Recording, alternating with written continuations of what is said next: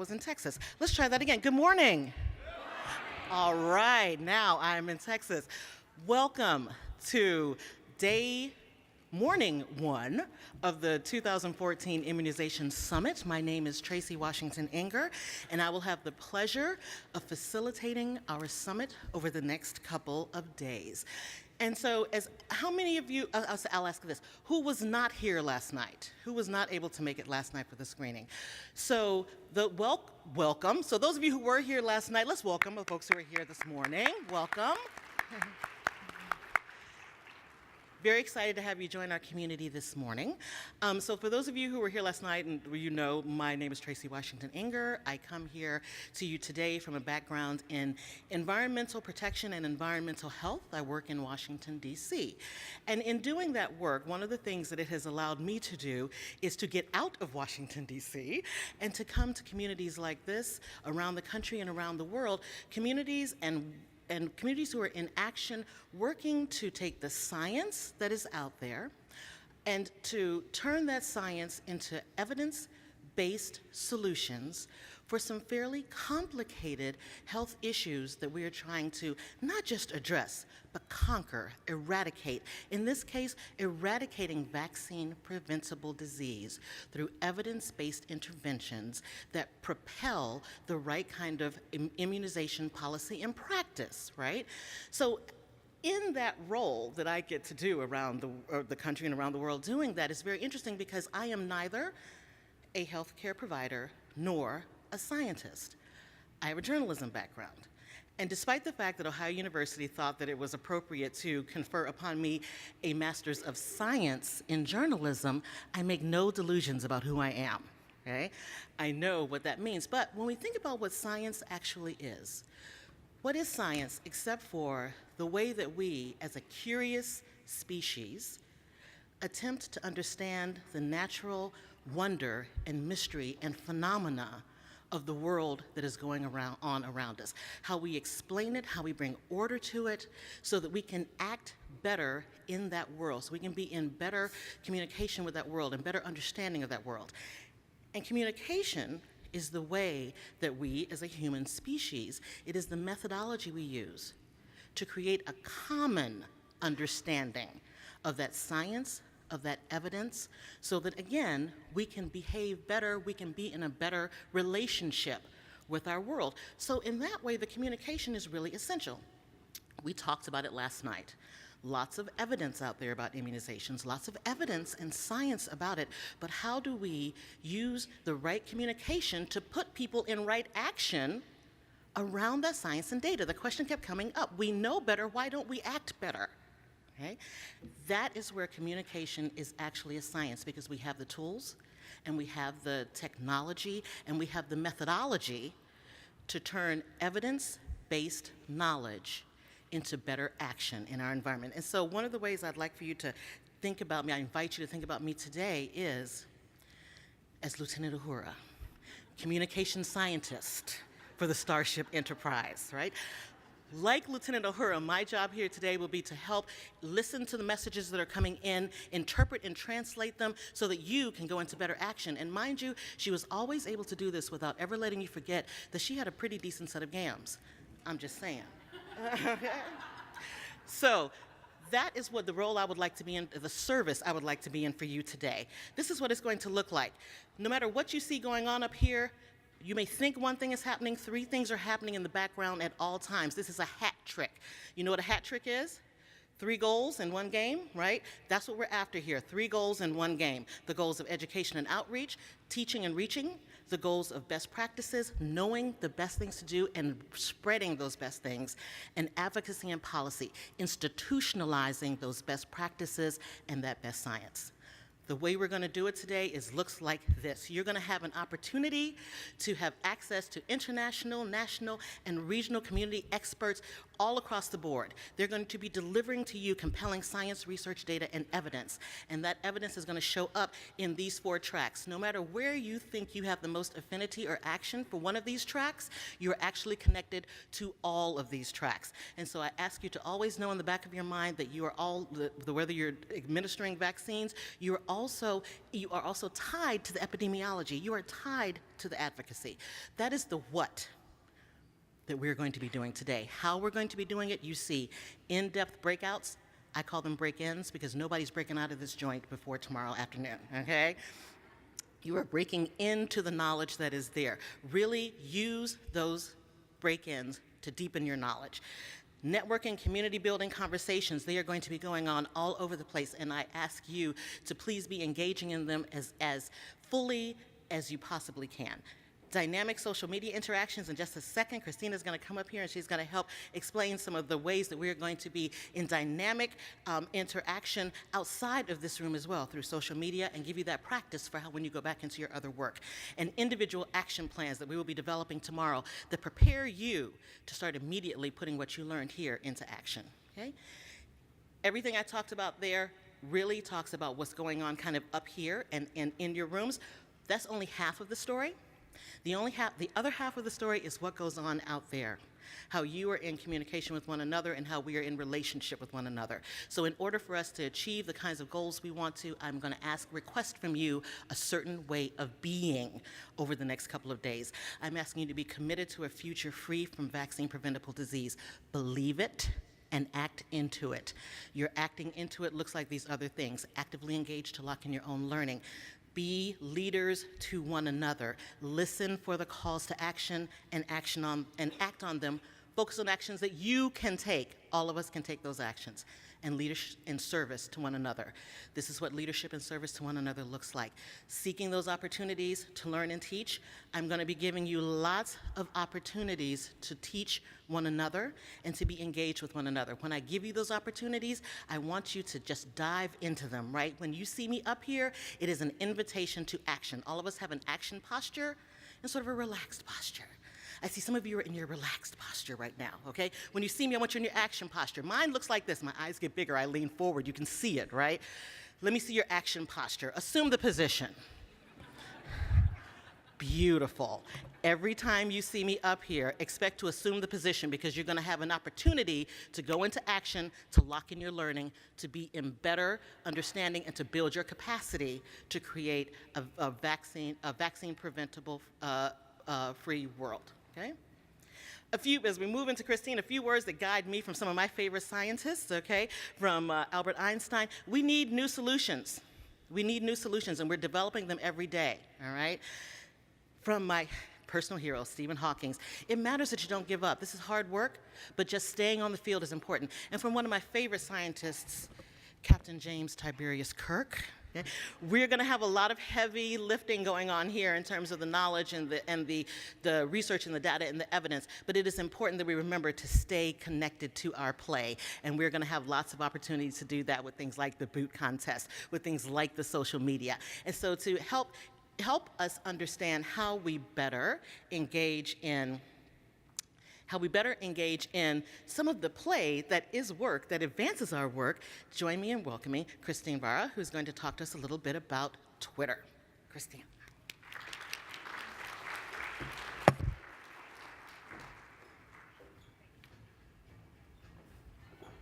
Thank you, Tracy. I couldn't have asked for a better lead-in, actually, because I was thinking last night about what happened here in this room and how the stage has been set, and I was really excited. So again, my name is Christine Vara.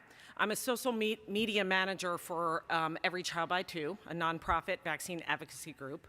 And I'm really thrilled to be invited here to speak in one of the first sessions this morning, one of the breakout sessions.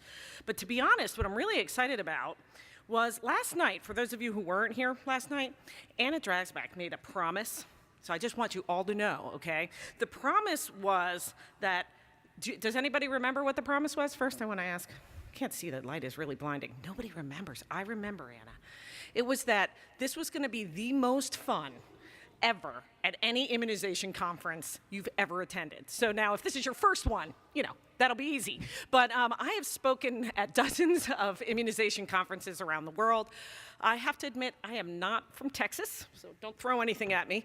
But I think that makes me a good judge of whether this is going to be the most fun. So I'm prepared, and I'm hoping to prepare you as well, because what I get to speak about today is social media. It's more than just Twitter. It's social media. And we have to cover things like the epidemiology. We have to cover the fact that there are measles outbreaks and low uptake of HPV. But, we have to also connect with one another, and that's what social media allows us to do. So here's the secret. We're going to speak about that later in the session that I'll be talking about. But what is really important to recognize is whether you're engaged in social media now or not, this is your opportunity. Okay? How many of you are engaged in social media, by a show of hands, on a personal level? Like you have a personal Facebook page, okay, you have maybe a Twitter account or something like that. How many of you are engaged in social media for the organization that you work for? Okay, a lot fewer. That does not mean that you can't have an impact on what's going out in the social media realm, okay? To be honest, I get really excited when I talk about social media because I'm a mother of 5, so children's health is really important to me. And when I'm a lot like Tracy, I don't have a science background. I have more of a PR, marketing, journalism background. But when I was asked to take on the job of a social media manager, it led to a whole realm of realizations. I realized that parents out there who are making these vaccine decisions are just like me. They want to understand, but they don't necessarily know how to navigate what the information that's out there. And so they rely on social media. So we need you all to be our little army of minions, in a way, that are going to go out and spread the messages. And that might be in your clinic, that might be with a patient to patient, but it also might be on a bigger realm. How many of you actually talk about vaccines on a level with another parent? Sometimes people ask me what I do, and my eyes light up. I'm like, okay, I get my elevator pitch in, okay? So today what I want to tell you is that this is a perfect opportunity for you to take what modern technology has enabled us and connect with the people in this room. You're going to be, I looked at, have you been looking this over? I wouldn't be able to decide what sessions to go to because they're all so fabulous. So we can't be everywhere at once. Believe me, I've tried as a mother. I try to be 2 places at once. Science hasn't really caught up with that yet. So my suggestion is this. Consider your social media channels as an extension of you and your organization. Then over the next 2 days in the various sessions that you attend, start to tweet out things that you find of interest, okay? Just 1 or 2 tweets, something like a highlight from the time, and actually put in, I'm sorry, she's gonna jump through here. I didn't know what she was doing because I can't see that there. But if you're not on Twitter, we can help you get set up with that. But you also wanna follow the Twitter hashtag, which is a hashtag which looks like a number sign, TXIZ14. And by doing that, you're going to learn from the people who are in the other sessions that you can't attend. And then what you can do is you can retweet that information out to your followers. And not only that, when you see who's tweeting here, I was tweeting last night, I started following some of you in the room. I don't know who you are, but I know, did I follow you? Because I saw, yes, I follow, hi. So that's the great thing. I'm connecting with people that I may not have the opportunity to reach out and shake her hand, but I know she's here. I know what she's learning. I know the inspiration she's getting, and I want to share that with her and with everyone in my network. So that's the power of social media. So what we have up here is the immunization page and some pictures of it. This is their face. No, I'm sorry. This is the Twitter page. I'm sorry, it's hard for me to see that one there. And you can see the photo of the day. So this is how we're gonna make it fun. We're going to entice you to participate so that when you leave here, you're like, okay, I did that. That's not so hard. So if you snap some pictures, you can post it on the Immunization Partnership Facebook page, and we will give you prizes. We are gonna be doing prizes based on the engagement that we're seeing from the page. Additionally, so here's the page right here, and you can actually go onto the page and click on there, and they're gonna have the page open so you can actually post your photos. Additionally, on Twitter, if you are retweeting different tweets that come out or tweeting, there will also be prizes for that. So we are kind of enticing you a little bit. But the idea is that a lot of times people are hesitant to get involved in social media because they just don't know what to do. You gotta just jump in. Nobody is a social media expert. I've learned that if someone says they are, they're not realizing that social media is constantly changing and evolving. So it's okay to make a little mess up. This is your time to try it out, get your feet wet, and get in there and just start to engage. And what I think you're gonna find is that you're gonna connect with people here and really make the most out of the next 2 days. Thank you to the Immunization Partnership for encouraging everyone to get involved on social media. Please join me. I'll be speaking in one of the first breakout sessions. I'll be actually giving you best practices for Facebook, Twitter, those kinds of social media engagement. I'll also be giving you examples of how our Vaccinate Your Baby Facebook page really encourages education, immunization education and advocacy, and how you can, just by following our social media, learn more about what you need to share with the world and with the people that you work with in your organization. So thank you very much.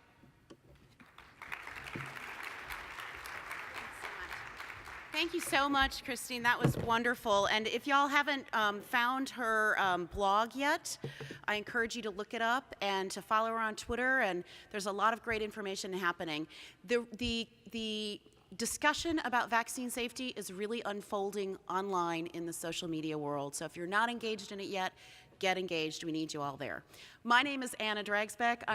It is my distinct pleasure and privilege to serve as the CEO of the Immunization Partnership. For those of you who are just joining us today, welcome. We are so glad you're here. We have a fabulous turnout. Look around the room. This is the biggest, best summit that we've had to date. And if you don't mind, I'm just going to take a quick picture, and then you are going to see it on Twitter in just a few minutes. Smile. Let's see Tracy's lean in. Like, let's see the pose. Assume the position. Wonderful. All right. Great. Thank you. So I am here today to share a very exciting moment with you. Many of you attended our stakeholder meetings that we did across the state. Raise your hand if you were at one of our stakeholder meetings. Raise your hand if you were at one of our coalition meetings. Raise your hand if you answered our survey. Y'all have done amazing work on this issue this year just by attending those sessions and being engaged in all of the work that has happened in the state of Texas. And I am so excited today because that work that you did at those different sessions that you attended and answering the survey and participating in the coalition work, I have news for you. We are giving it back to you today in the form of this publication, which is on your table. So I invite you to pick up a copy, have a look at it. This represents the work that all of you have done to tell us what's going on in the greater Texas communities, what is happening in your communities in terms of immunization, and what are some of the challenges you face, and what are some of the successes that you've had. So this is chock full of great information about what is happening all over the state in terms of immunizations, and it is your work. Now, there is a very special person who put a lot of time into compiling all of this work. Her name is Nidhi Nakra. I believe she's somewhere in back. Nidhi, are you here? Nidhi's way at the back, waving. Many of you know Nidhi because she is our Director of Advocacy, and she is hard at work every day in Austin fighting for immunizations and doing a lot of great work. Nidhi is going to be one of our plenary speakers tomorrow. She's going to do a much deeper dive into the results of this. But I want you to feel very like this is your work as much as it is Nidhi's work and the work of the Immunization Partnership, because without your partnership, we would not have been able to put this out. And most importantly, we would not be protecting the great folks of Texas from vaccine-preventable diseases. So thank you so much for all your work contributing to this publication and all the work that you do every day. And you know, one of the blessings and the curses of working in immunization is that our work is invisible. if we're doing our job, nothing happens, right? And it's really hard to celebrate nothing and to honor nothing. And it's really hard to get the message across, which I think is one of the big problems with social media, taking on this issue of immunizations, because it's hard to say, well, look around you, nothing happened. Wow, we really did our job today. Nothing happened.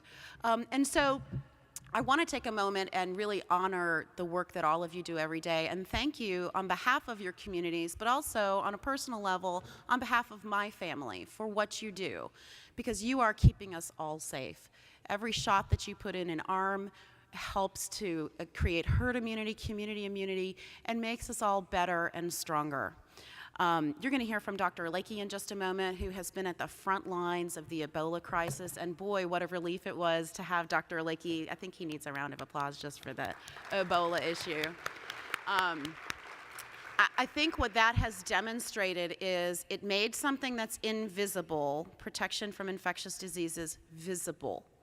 So while Ebola is not yet vaccine preventable, it is a demonstration of how important it is to control infectious diseases, because what happens to someone halfway across the world happens to us. And that was a great way of reminding everybody that, yes, this is a very important issue.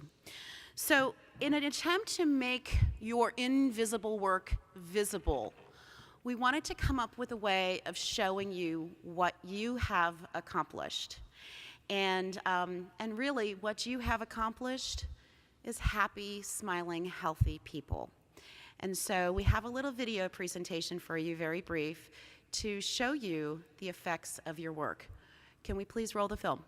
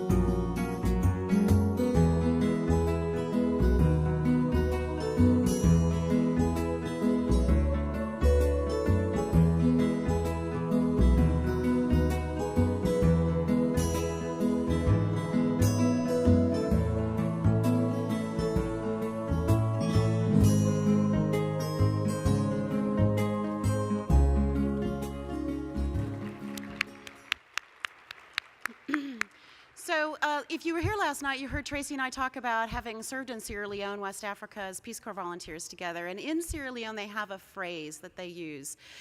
If they see somebody working hard, and there's hard work to be done in Africa, as they're passing by you, they'll smile and they'll say, "Thank you for the work. Thank you." So today, I invite you to turn to the person next to you and say, "Thank you. Thank you for the work."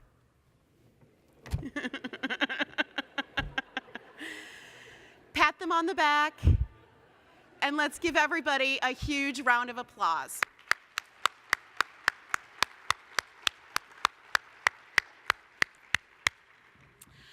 So one of the really heartwarming things is when we do fundraising for an event like this. And let me tell you, Texas and Houston, we are so lucky because there's not too many other states that have the generous foundations and the generous private donors to help us support work like this.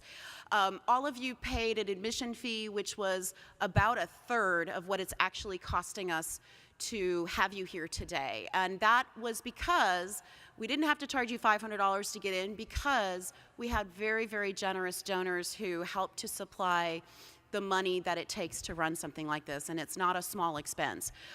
So I want to just take a moment and recognize our sponsors. St. David's Foundation, we have Becky here, you're going to meet in just a minute. HEB, Spirit Golf, Abel Hanger Foundation, the Baptist Child and Family Services, San Antonio Metro Health, Catholic Health Initiative, St. Luke's. And we have lots more sponsors, and you can see all of them on the back of your program. If you see somebody walking around with a sponsor tag, please say thank you to them as well, because their work is just as important as the work you do on the ground. Without their generosity, a lot of what we do, we would not be able to accomplish. And so right now, I want to introduce you to the person who is the face of the St. David's Foundation on immunization topics, Becky Passner. And Becky, Becky's involvement with immunization started when she was an intern at St. David's Foundation. She planned the very first immunization summit, and she has made it to every one except one when she was like 9.5 months pregnant. So Becky has a long history and a passion for immunizations and for policy issues. We have benefited so much from her expertise and her knowledge, and has just been a wonderful supportive partner of all immunization efforts across the state. So thank you, Becky, for your work, and come on up.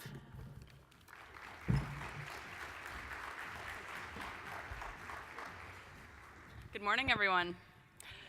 My name is Becky Passner, and I'm so pleased and proud to represent St. David's Foundation here today. St. David's Foundation invests in a healthy community because we believe that good health returns great benefits. Through a unique partnership, we reinvest proceeds from St. David's Healthcare, based in Central Texas, to help make Central Texas the healthiest community in the world. We help people in every corner of Central Texas and the state through our signature programs and funding partnership with more than 60 nonprofits. One of these nonprofits is the Immunization Partnership, and for the past 8 years, we have watched them grow and deepen their impact in the field of immunization advocacy and education. As a professional in the public health field, I know that immunizations are the cornerstone of the healthy community that St. David's Foundation envisions. And as the mother of two very young children, I'm also keenly aware of the importance of immunization, and you can believe they're both completely up to date on their shots. But when I step out of my public health world and go into the mom world in my circle of highly educated, loving, well-meaning mothers, I sometimes find I've stepped into the no science zone that Representative Howard spoke of last night. In fact, just last night, after watching the documentary, while trying to relax a little bit before bed, I popped onto my Facebook account and found that within 5 minutes, I was replying to several friends, intelligent, wonderful friends, who had posted the shocking report by a Johns Hopkins scientist about the inefficacy and dangers of the flu vaccine. This is the world we live in. So the work of the Immunization Partnership is more important than ever, and I'm so glad you are all with us here today. It is my absolute honor to introduce Dr. Lakey this morning. As Commissioner of the Texas Department of State Health Services, Dr. Lakey leads his staff of 12,000 people to help keep Texans healthy and safe through programs ranging from disease prevention and emergency preparedness to substance abuse treatment. Dr. Lakey became commissioner in 2007, and prior to this, he served as an associate professor of medicine, chief of the Division of Clinical Infectious Disease, and the medical director of the Center for Pulmonary and Infectious Disease Control at the University of Texas Health Center in Tyler, where he had been on faculty since 1998. Dr. Lakey, thank you for the work. And please join me in welcoming Dr. Lakey to the stage.